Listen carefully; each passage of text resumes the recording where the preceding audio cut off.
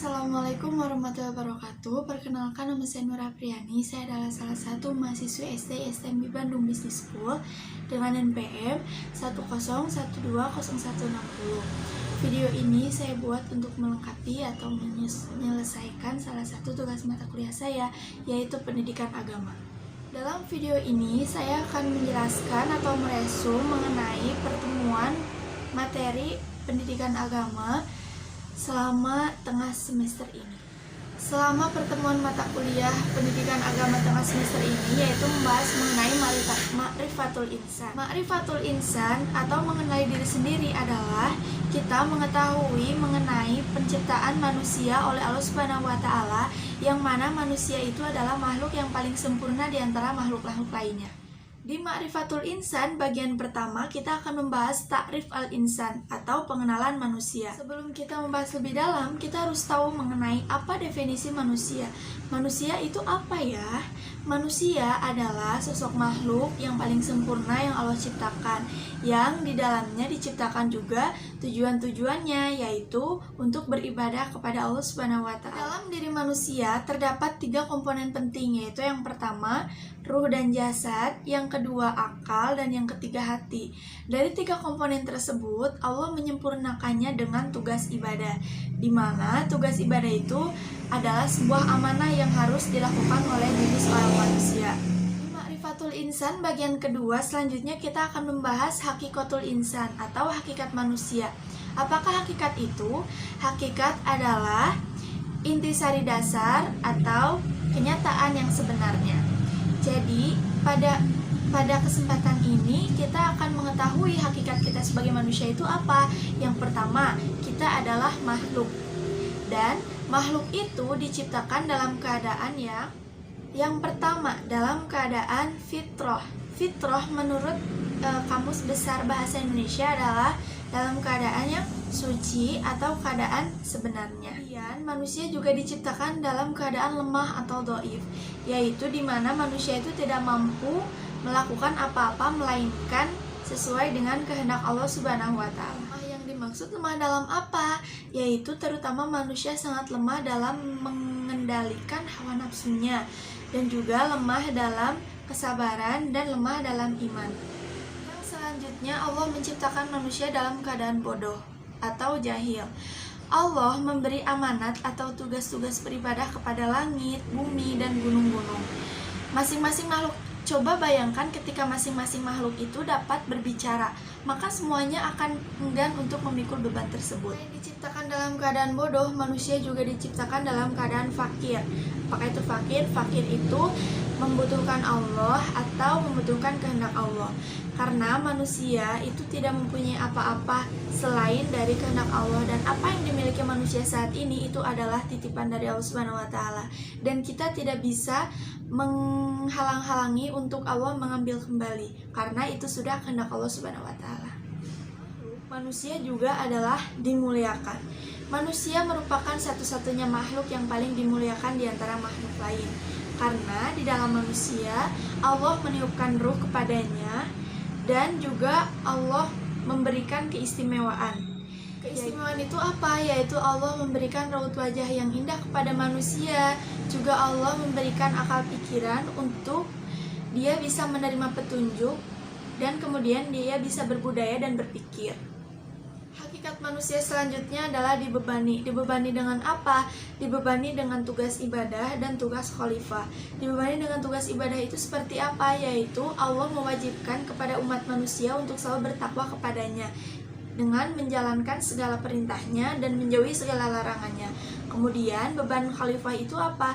Beban khalifah itu beban kepemimpinan. Beban kepemimpinan diberikan kepada manusia oleh Allah Subhanahu wa Ta'ala supaya manusia dapat menentukan dan minimal memimpin dirinya sendiri sebelum ia menjadi pemimpin untuk umat lain. Hakikat manusia yang selanjutnya yaitu bebas memilih. Apakah itu bebas memilih? Jadi pilihan manusia itu ada 2, ada keburukan dan kebaikan. Kita dibebaskan oleh Allah Subhanahu wa Ta'ala dalam menentukan diri kita akan kemana, apakah kita akan pada arah kebaikan atau kepada arah keburukan. Maka kita juga akan menerima balasan. Balasan itu yaitu berupa dua kemungkinan juga, ada surga dan neraka. Ketika kita mengerjakan dan memilih diri kita untuk ke arah kebaikan, maka Allah akan membalasnya dengan keindahan surga. Di dalam surga itu sangat indah dan sangat banyak kenikmatan di dalamnya. Dan sebaliknya, ketika kita memilih diri kita untuk berjalan ke arah keburukan, maka Allah juga akan memberikan balasan, yaitu berupa neraka. Di dalam neraka terdapat siksa-siksa yang sangat pedih. Pembahasan yang selanjutnya adalah at-taqatul insan atau potensi manusia. Apakah potensi manusia itu? Potensi adalah sebuah kemampuan diri manusia yang belum dikembangkan atau belum digali. Allah memberikan 3 potensi itu kepada manusia dengan tujuan yang baik, yaitu supaya dia dapat mendengar dan menggunakan telinganya untuk mendengar hal-hal yang baik dan yang bermanfaat untuk dirinya dan orang lain. Kemudian Allah memberikan potensi manusia, yaitu penglihatan mengenai mata. Supaya apa? Supaya dia dapat melihat keindahan dunia, kemudian dia juga dapat melihat hal-hal yang baik dan mengabaikan penglihatan yang buruk pada orang lain. Dan Allah juga memberikan potensi, yaitu hati. Hati itu apa? Hati untuk membedakan mana perbuatan baik dan mana perbuatan buruk, dan diusahakan kita selalu bersangka baik kepada orang lain. Potensi manusia, Allah juga memberikan al-masuliyah atau tanggung jawab. Tanggung jawab berupa apa? Berupa amanah-amanah yang tadi telah Allah amanahkan kepada manusia, maka itu akan diminta pertanggungjawaban. Ketika kita menjalankan amanah tersebut dengan baik, maka kita tidak takut untuk mempertanggungjawabkannya kepada Allah Subhanahu wa taala. Tapi sebaliknya, ketika kita berkhianat kepada amanah tersebut, maka kita akan takut mempertanggungjawabkannya kepada Allah Subhanahu wa taala. Dan setiap pertanggungjawaban itu menimbulkan resiko dan juga balasan dari Allah Subhanahu wa taala. Yang selanjutnya adalah nafsul insan atau jiwa manusia. Pengertian jiwa dari bahasa Sanskerta yang artinya benih kehidupan. Ada 2 tingkatan nafsul insan, yaitu yang pertama ada nafsu mutmainah. Nafsu mutmainah yaitu dimana ini adalah jiwa yang telah diberi ketenangan atau jiwa yang sudah siap menerima cahaya ilahi dan siap menolak untuk menikmati kemewahan dunia.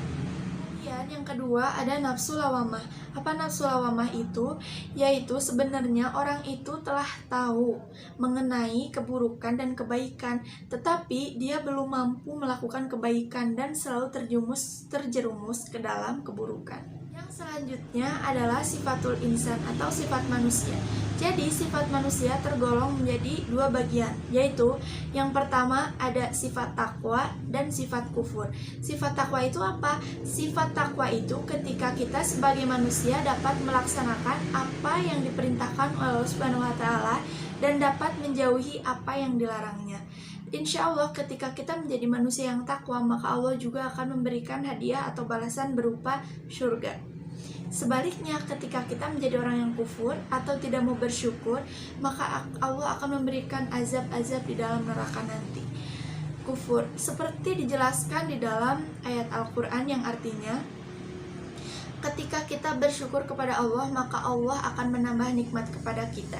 Namun sebaliknya, ketika kita kufur atau tidak mau bersyukur kepada Allah, maka akan turun azab yang pedih. Nah, jadi pilihan itu ada pada diri kita, kemana kita akan melangkah. Apakah kita akan menjadi orang yang bersifat takwa, ataukah kita akan menjadi orang yang bersifat kufur. Selanjutnya yaitu hakikoh al-ibadah atau hakikat ibadah. Jadi kita sebagai manusia juga mempunyai hakikat untuk beribadah kepada Allah Subhanahu wa taala. Mungkin hanya itu yang dapat saya jelaskan mengenai materi yang sudah saya simak dari 7 pertemuan di tengah semester ini. Semoga bermanfaat dan mohon maaf bila banyak tutur kata yang kurang berkenan atau mungkin penyampaian saya yang kurang tepat. Wabillahi taufiq wal hidayah. Wassalamualaikum warahmatullahi wabarakatuh.